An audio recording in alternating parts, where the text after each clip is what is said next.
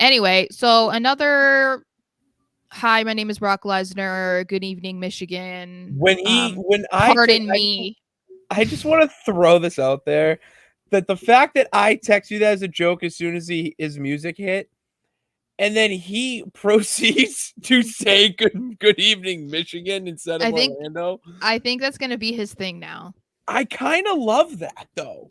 Okay, this is the thing too. It's like I've never been like a huge Brock Lesnar fan. Like I've never like, oh, I'm gonna watch Raw for Lesnar. Oh, I'm watching this pay-per-view for Lesnar, you know? But fair, I do think that it is kind of nice that if we're getting towards the end of Lesnar in WWE at some point, because obviously he's getting up there in age.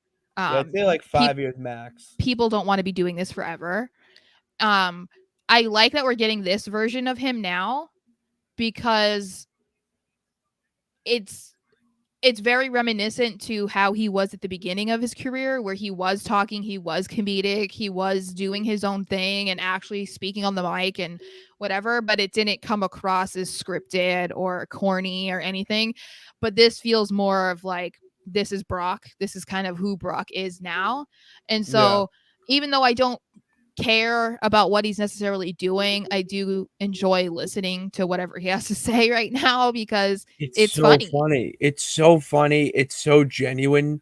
I feel like this is Brock Lesnar outside of WWE. That little bit of personality is coming out now that there is someone else in charge that can get it out of him in the right setting, in the right manner. He's just so loose, so calm, but because he's Brock Lesnar, that he can flip that switch that we saw in the segment and turn into the beast incarnate. Which is kind of crazy too, because I don't know if you remember when Vince originally announced that he was leaving, Lesnar left the show and went to the show. It was unbelievable. Yeah. And it was said that he was pissed about Vince, said he wasn't sure about what he was going to do with WWE in the future because him and Vince were so close and blah, blah, blah, blah. So it's kind of interesting to see how far we've come since that moment, because I think that his future was kind of up in the air at that point because he was so loyal to Vince. And now that we're at this point where he's never been better. Like he's not been better for quite some time. Like people weren't as invested in him.